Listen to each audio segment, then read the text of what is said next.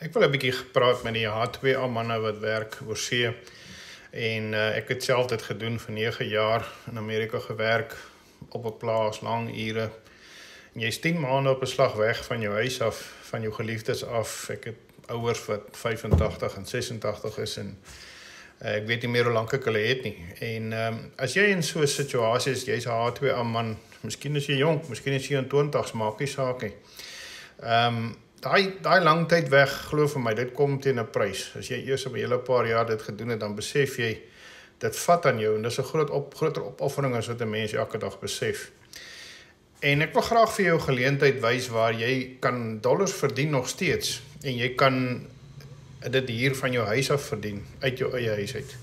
So terwyl julle nou hier lê, en julle het nou 'n bietjie ontspan na al die harde werk, ek verstaan dit, miskien is dit 'n goeie tyd om nou al die dinge in die gang te kry. Oor 3 maande as jy moet teruggaan, dan het jy al jou besigheid van die grond af wat vir jou aanvullende inkomste kan bring, en miskien eendag jou volle inkomste kan word.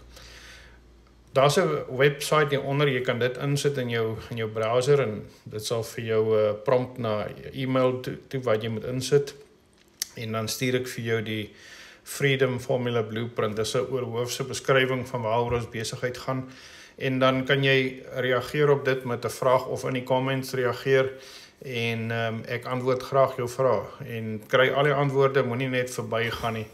Hierdie is dalk die regte ding vir jou.